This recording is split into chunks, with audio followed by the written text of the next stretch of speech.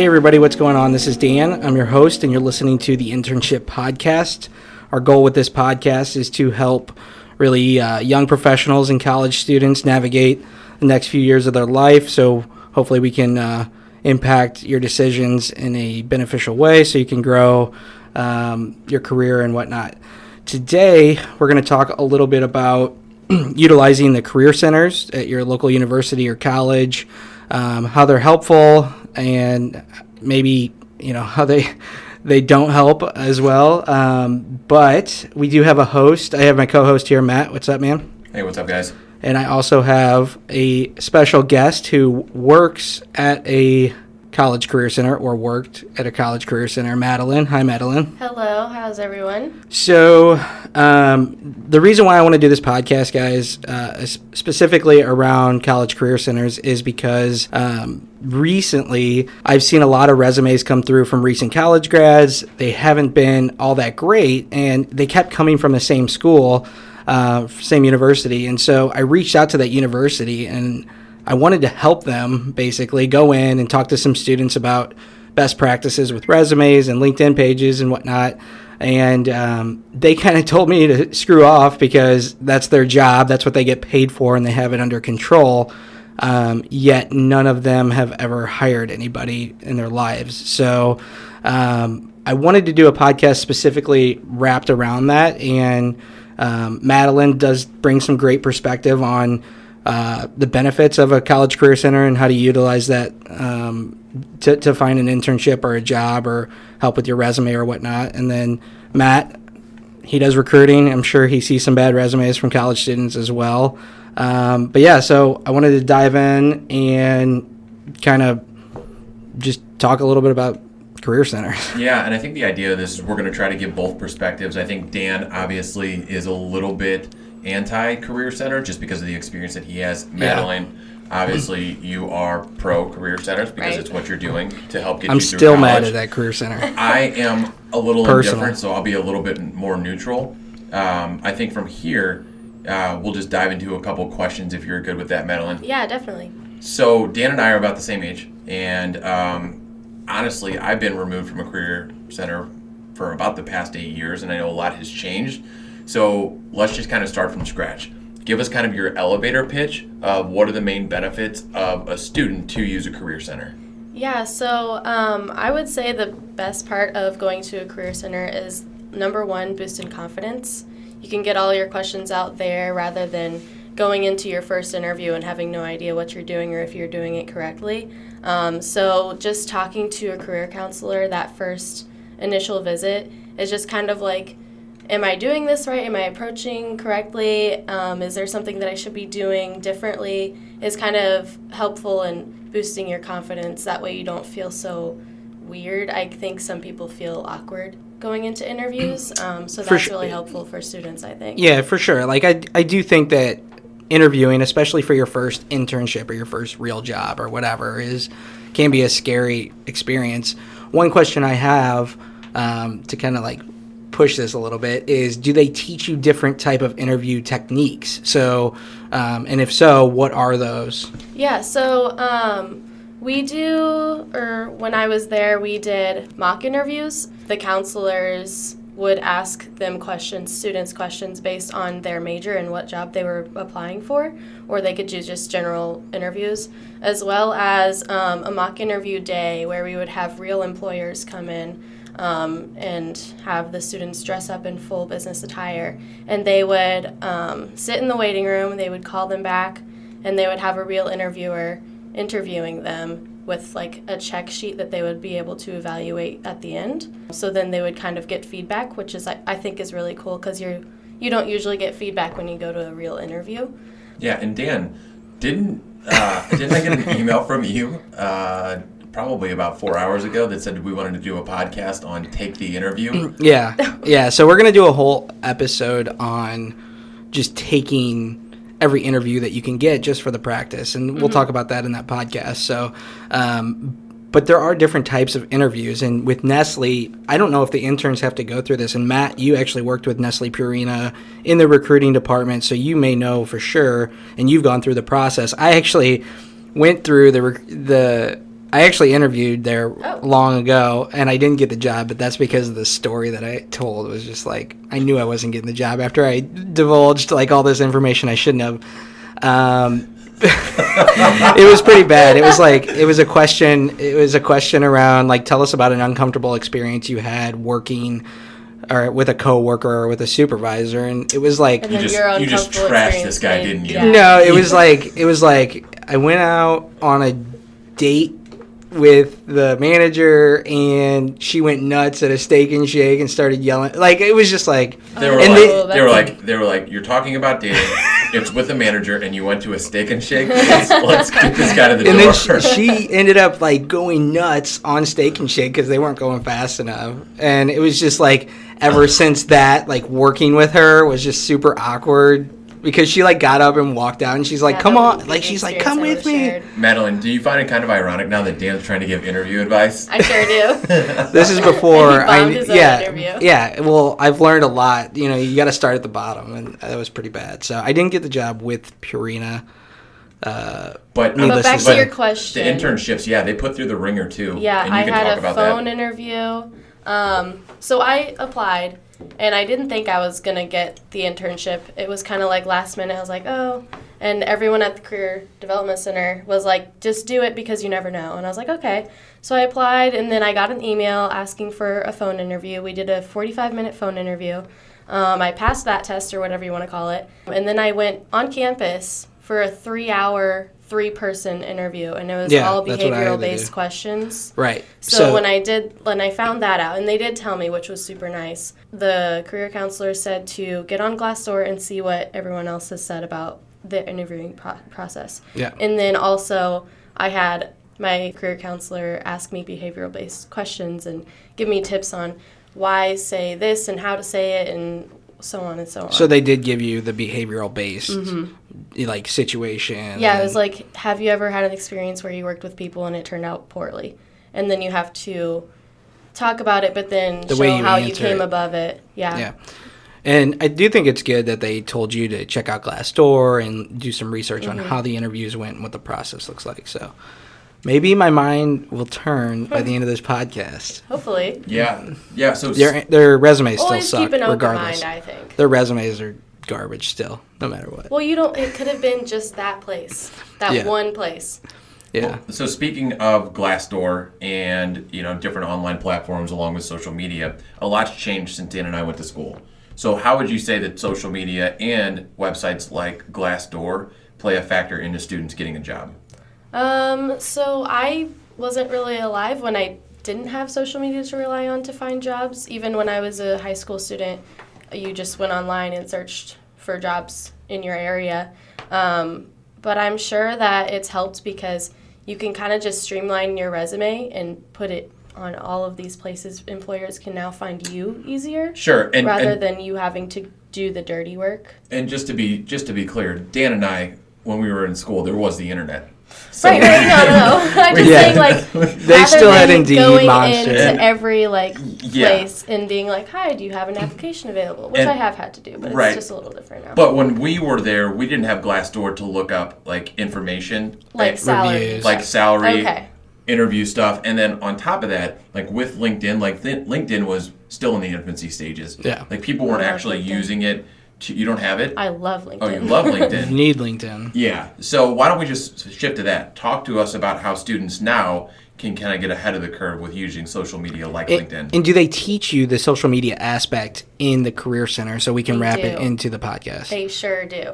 So at SIUEs, they have a whole hour booked for a LinkedIn profile. So you can either start one, they'll help you come up with like a profile picture that's business worthy. They actually have headshots available at all of our career fairs. So That's cool.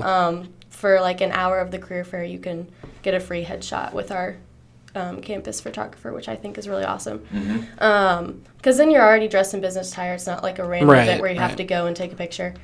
But yeah, they have. I actually did this with one of the advisors there. I did the LinkedIn meeting, and they go through everything with you, how to set up a profile, all of the little aspects of like skills and how you can get recommendations and give other people recommendations.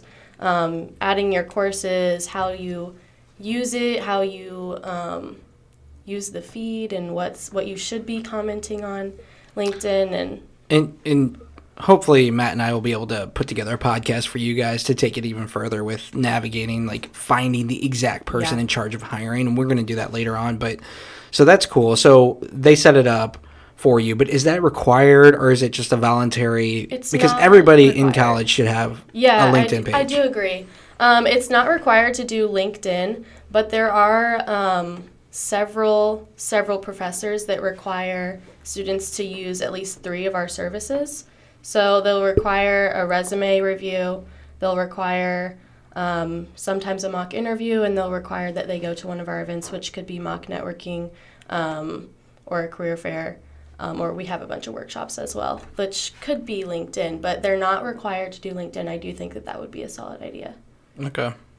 Interesting. Yeah, well, it's one of those things where it's like, at the end of the day, you can kind of lead a horse to water, right? Yeah. I don't think you can require someone to like optimize their LinkedIn profile. I think it should be pushed. That's true. Mm-hmm. Yeah, you can't make someone use social media if they don't want a job. Because at the end of the day, you got to use fear tactics. Like in our world, it's like the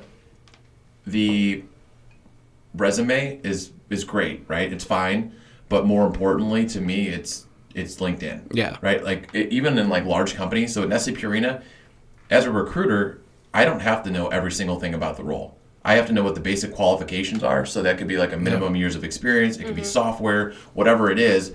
If I see those things, then I'm going to know that like, okay, I'm going to bring them in for an interview.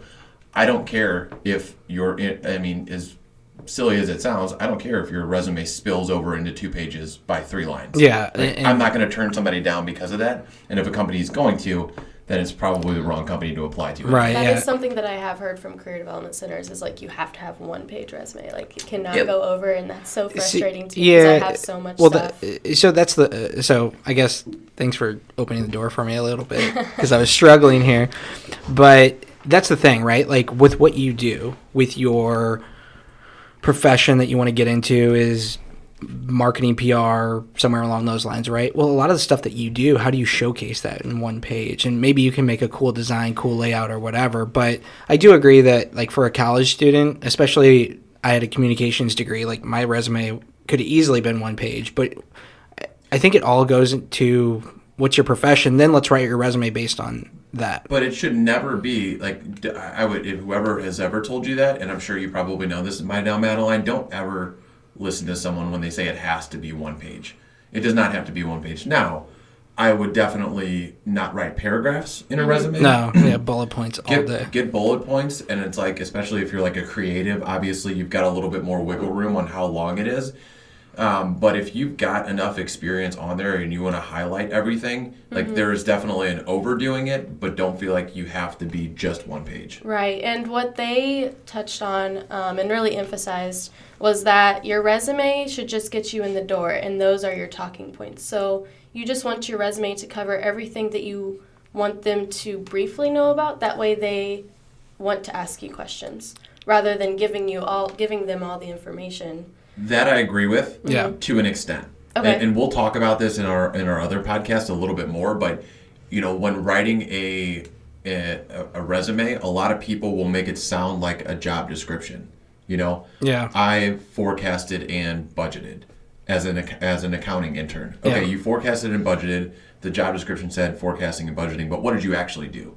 Right. Like, what was your impact on the company? Okay. So I say first, write out, like, what it is that you've done. Like, in an exercise I do with candidates, write everything you've done. Write everything down on a piece of paper, and then highlight the most important things, and then take it a step further into the impact that you had. Yeah, and I would say definitely the impact that you personally had, because a lot of times if you're taking an interview and you say we, they pick up on that, and they're like, okay, well, she's saying we, he's saying we. It wasn't just them, it was the company. It was a team or somebody, it wasn't them actually doing that. I don't know. That's the tough part for the candidates, because it is such a double-edged sword there, because I will get interview feedback and somebody will say, we did this, and the hiring manager will come back and say, yeah, it sounded like a lot of fluff. It sounded like they weren't really doing anything. Yeah. And then I'll talk to the candidate, and the candidate will say, well, listen, I just wanted to sound like a team player. I didn't want to take credit for all of everything. Yeah. In those circumstances, I would probably say, like, yes, highlight, like what I did. But if you want to, give your team a shout out or whatever. Or just say, like, I worked on the team and this is what the team accomplished, but my responsibility within that team was highlight XYZ. yourself. That's when it's important to, like, talk about yourself, I think. Yeah. And Matt, on resumes, so, like, going back to the LinkedIn thing, and I don't want to get too far into LinkedIn, but, LinkedIn is such an important tool. I don't know if you ever do this, Matt, and this is just from a recruiting standpoint from the other side of the table for everybody listening. Like, I will download the LinkedIn profile if I don't have a resume ready to go for a candidate. Have you ever done that? Like, saved a PDF? When I do a phone interview? Whenever you, like, Whenever I've submitted LinkedIn profiles as resumes. No. I mean, I can see why. I can honestly see But, I mean, why, but I haven't necessarily. I'm sure I've come across it a time or okay. two, but it doesn't. In your industry, it might be a little bit different. Yeah, that's true. So anyways, yeah, so they it sounds like they're giving some good advice, some decent advice. They're giving you an opportunity to build a LinkedIn profile page and giving you that. So who's putting that class on though? Is it just somebody the Career Center or the LinkedIn? So it's one of the meeting appointments that you can choose from. Oh, okay. So like the Career Center runs it, like the people on the payroll of the Career Center. Right. So you come to the Career Development Center and you're like, what? I don't really know what I'm doing. And you're like, oh, well, are you just getting started? Are you looking for jobs? And they're like, yeah. I was like, okay, well, here are all the appointments that you might want to check into. And those would be resume, LinkedIn, and probably a mock interview. And so those are different lengths and different times, and they would sit down one-on-one with one counselor and do those. Okay. Interesting. So one of the questions that I had that I was curious about,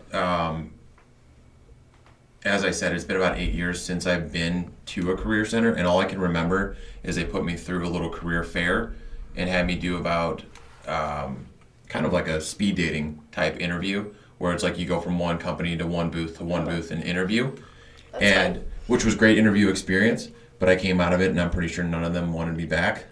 Because you were probably talking really fast and really nervous. Part no. But did the Career Center set you up? Part of it, no, I don't think it was a Career Center set me up. I mean, there's obviously things that they could have improved on. Part of it was just my lack of drive at the time, but it's kind of rolls into my question for a kid that was a C student like me, right? Like didn't really realize I needed to get my shit together until it was time to look for a job. Mm-hmm.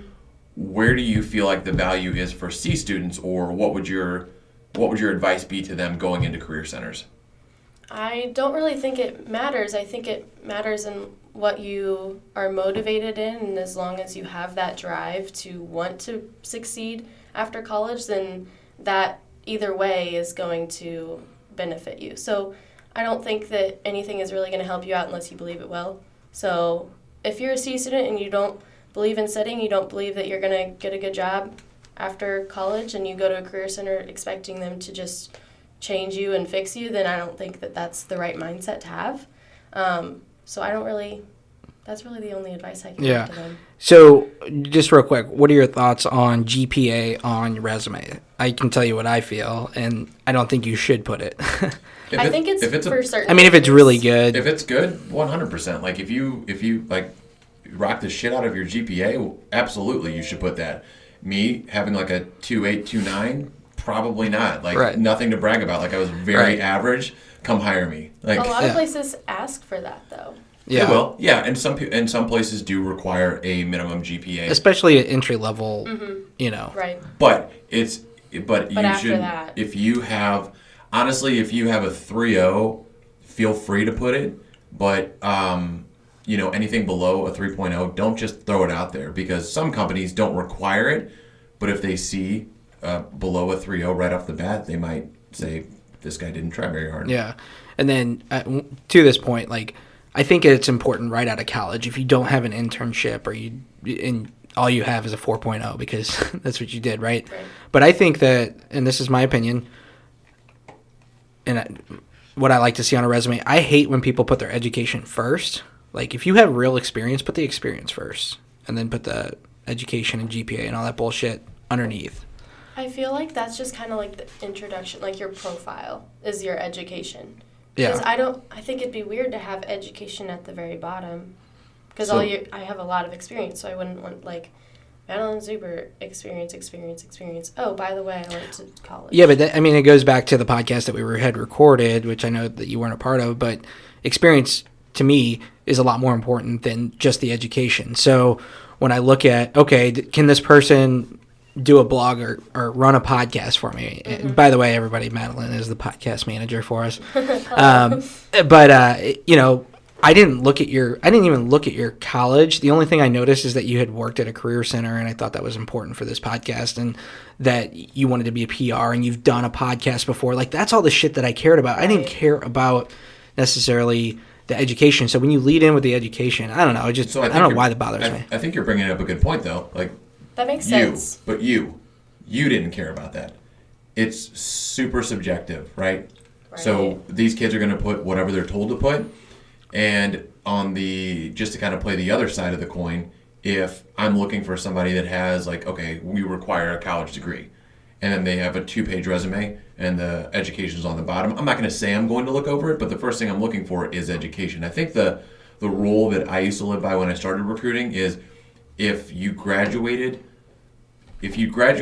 5 years ago or more, then put it at the bottom. Like, if you're still fairly new to your career, feel free to keep the education at the top. I could see that. Otherwise, again, I think we're splitting hairs here for the most part, and I don't think there's necessarily a right or wrong way of where you should put the education. Mm-hmm. I don't know. Maybe it just bugs me. I just think, it's different for everyone. So what pleases one person is going to be That's exactly true. That's what true. the other person hates. But I do think that what does an employer care about more? And so I go back to that. Well, it depends on the type of job. Like he was saying, like, if it's entry level, you're probably looking for someone with college experience. And it depends on the company. I'll give you that. Yeah. Put your experience on top of education, everybody. Anyways, go ahead, Matt. Sorry. So this was just something that I had thought about. How many people are in your work in your career center? Can I count real quick? Mm-hmm.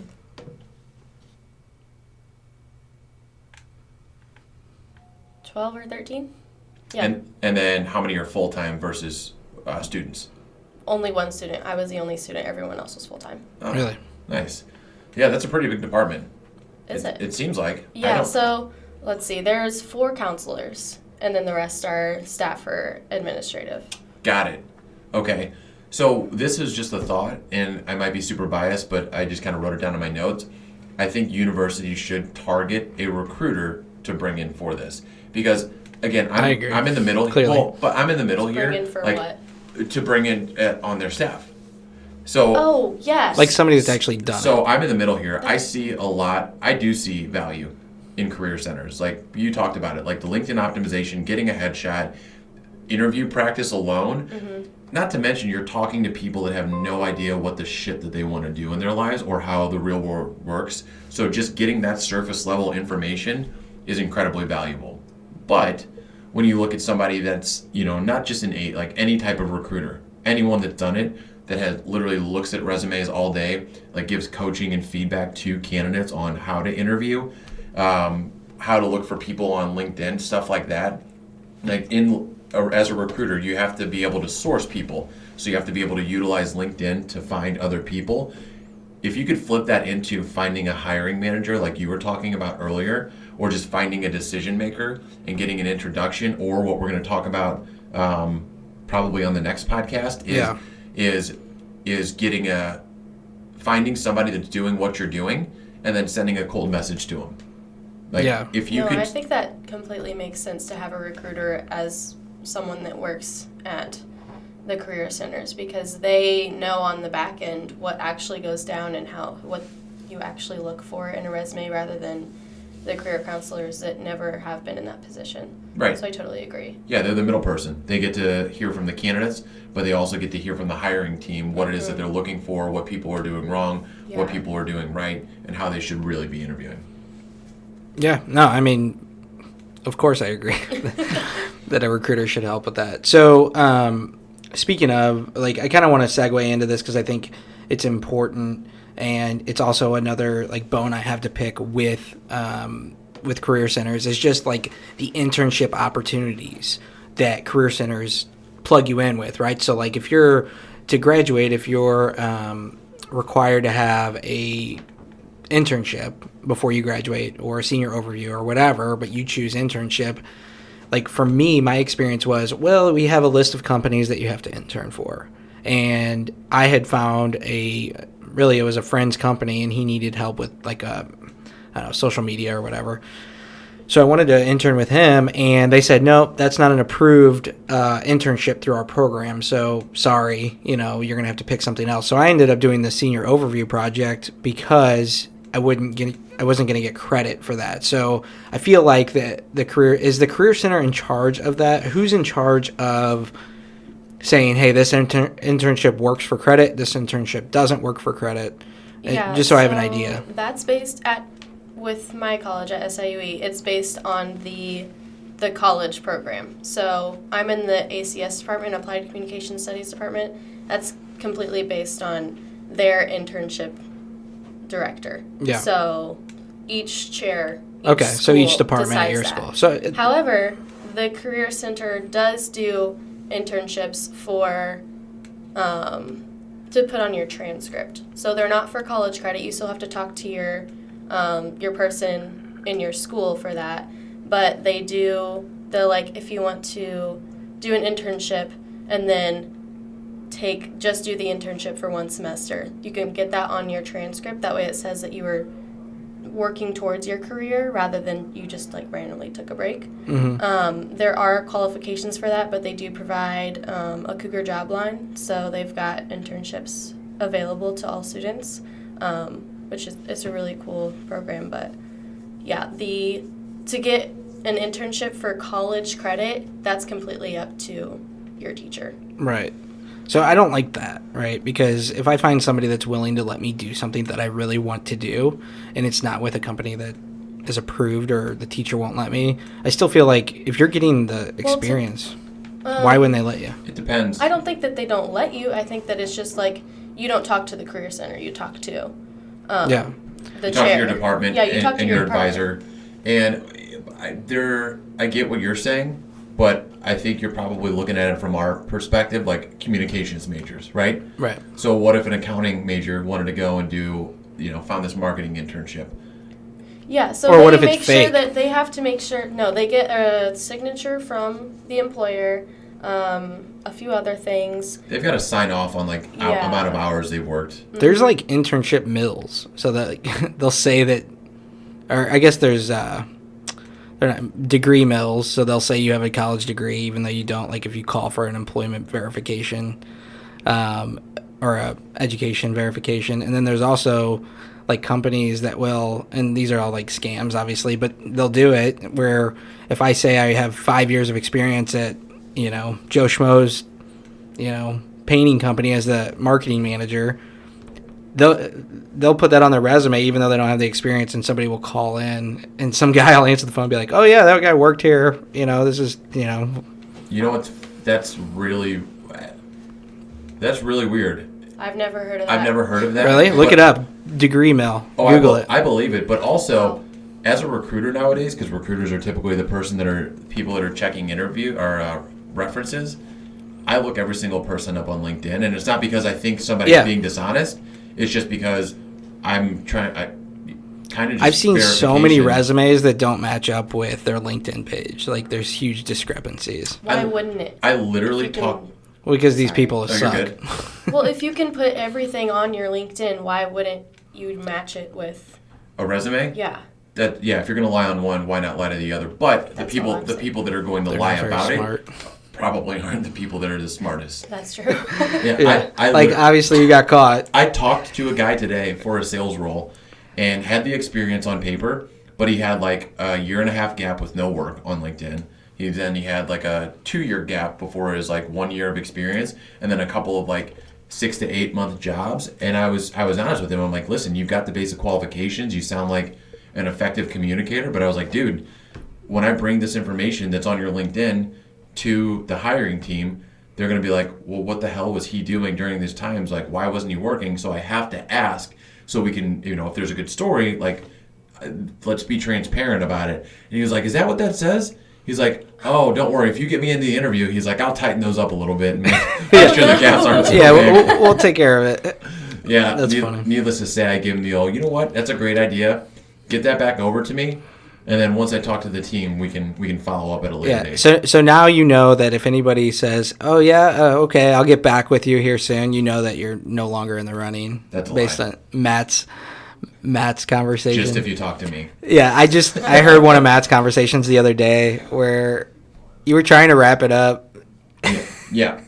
I was trying to wrap it up. The guy wasn't a good cultural fit. But, okay, here's the thing. If it's not a cultural fit, like if you could tell somebody's like lying or things aren't adding up, that's one thing. Like, and that's when I'll just kind of be like, okay, let me get back to you and I'll get off the phone. If somebody isn't qualified for the role, I'll tell them right there. I'll just say, hey, listen, we're looking for X experience and you have Y experience. But if it's anything else, sorry to say, but if it's just a shitty candidate that's a liar and being dishonest about stuff, all right, I'm not going to say, hey, one up. I'm not going to say, hey, dude, you're a shitty candidate. I'm not going to present you.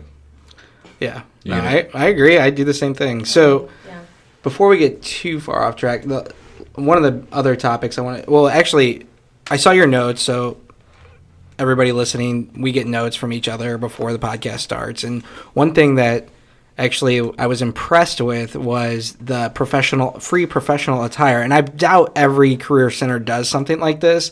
But before we dive into that, I just want to tell you guys a quick story. So I'm a FBLA advisor, Future Business Leaders of America, and I went to an event where I was judging the competition and or like a state competition, and it was tough because there were schools where they come from backgrounds where their parents did well, very comfortable backgrounds, and they were dressed very professionally. And then there were kids who would come in and they come from low income backgrounds or something like that, and they don't have suits, they don't have anything, but they're wearing their dad's old shirt or something like that. You can tell because it's pretty big on them. Yeah, like it was super. I mean, it was sad, but it was like they were trying their best, and and there was a point deduction on the sheet that like, are they dressed professionally? And I had a huge problem with that because it's like, listen, this is the only collared shirt that's in that house that this kid is wearing in front of me, and he's trying. And the kid who comes from money or from a well-off family or whatever, that's no problem for them, right? Like they just probably went to JCPenney last night and got a new outfit, right? Yeah. But there's this kid who he's trying or she's trying. One of the best presentations was from one of those low-income schools here in the St. Louis area, and so I voted for them to win, and I refused to take off points just based on professional attire. But into what your notes said, I thought that was really cool because I think that's super important that not everybody has access to or the financial resources to get really nice clothes and things like that. And it made me, like, I left that day wanting to start like a nonprofit over like, hey, let's get like suits. Like if anybody has extra stuff, let's get it together and send it to these schools so that these kids can compete on the same playing field. And so tell me a little bit about that, because that was really cool when I saw that. And that was kind of like okay, maybe if they're really doing this, and I'm sure not every career center does that. Yeah. I don't think the school that I went to, I don't think they did that. But if there were more programs like that, like I would be a huge fan. So tell me a little bit about that. So it started with the 2-year, or once a semester, Cougar Career Closet, and our mascot is Cougar, so that's why we called it that. So they would have a huge event. They would open up the entire conference center in our main building on campus, and it would be all clothes. It would be pants, skirts, suits, ties, even accessories like shoes, belts, tie clips, briefcases, purses, everything that you could imagine. Listed out in sizes. We would have hundreds of people come in. That's cool. And we would have dressing rooms sectioned off. And we realized that we had so many people kept donating clothes, like business owners in the town, and then also students can donate clothes. I donated clothes because I know there's not a lot of small clothes available for free because I'm very small and I'm aware of that. So we had like a surplus of clothes in storage, so we're like, we should open up a permanent one. So now in the office, we have a permanent, smaller Cougar career closet. Yeah. So you can go in any day and look at clothes. You can check out 2 full outfits for free every month. That's cool. It's really awesome, and everyone that goes in really appreciates it. We got donations every day. Yeah, and from especially random like people. as a college student, even if you come from a decent family, like if you have to all of a sudden go on an interview next week and you don't, Yeah. you know what I mean? Like, how do you get home? How do you get back? And, you know, And if you don't have to dress up every day, right? then you Yeah, might you don't not have those clothes. available. Yeah, exactly. Like other people. And you don't have the money when you're in college typically to go Right. buy that just on And a it's not whim. like you can be like, "Hey, mom and dad." Yeah, yeah. So that's really cool. I really think that's, to me, that was like one of the coolest things I saw in your notes. Mm-hmm. And I definitely wanted to touch base on that. Anything? You got anything there, Matt? No, that's cool. And if you don't have that, there is Goodwill. Yes, Yeah. Goodwill. I'm not kidding. Hey, I still shop at Goodwill. Just, I'll be real. I don't think I'll ever change that, no matter how much I grow or whatever. I just like walking through there and seeing what's in there. Big thrift guy.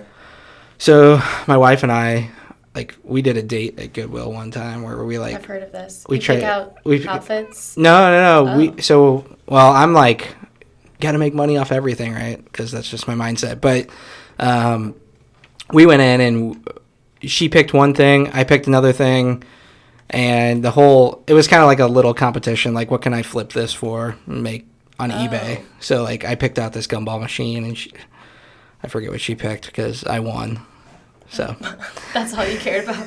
I've heard like where you go on a date and you like pick clothes out for each other. Oh, yeah, okay. And then you have to go to a public place and get someone else to take. Like you make up different names and you make someone else take a picture of you guys dressed in your random like pink pants. Yeah. And I've actually seen dot. somebody at karaoke who like showed up in this crazy outfit, and I think they did that same thing. wow. It's probably easier, like, if you're not who you really are, to do karaoke. I can't do karaoke unless I'm really hammered. You do karaoke? After a couple of cocktails. Have you done karaoke? Yeah, Do you like it? I like karaoke. You want want to sing for us? No. What's your go-to? It depends on the mood. Like I like 80s songs for karaoke, and I like to sing Dancing Queen. That's one of my favorites. Wow. We're gonna have to all go karaoke, but I'll go last. Deal. Pump House. That's a good one.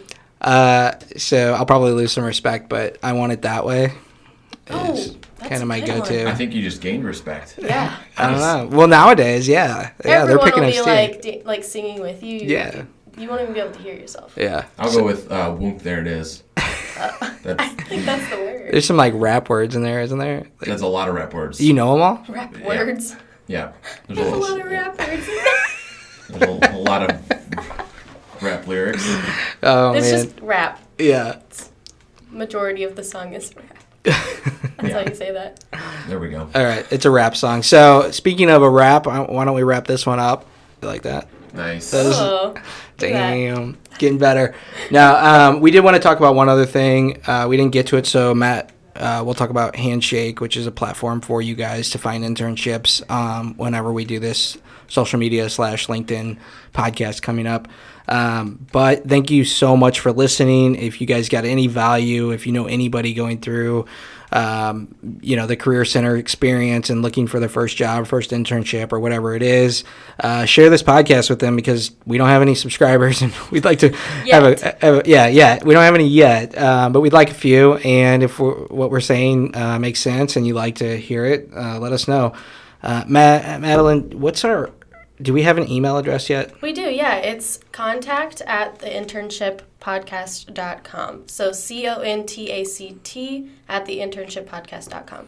Cool. So if you guys have any questions around, or you want us to, I don't know, depending on how many people send us their resumes to look at, but we're willing to help. We'll answer any questions. Shoot us some feedback. But that's all I got for today. Thanks again. Anything else? We're good? I think we're good. All right. Thanks so much, guys. We'll talk to you soon. Bye. Deuces.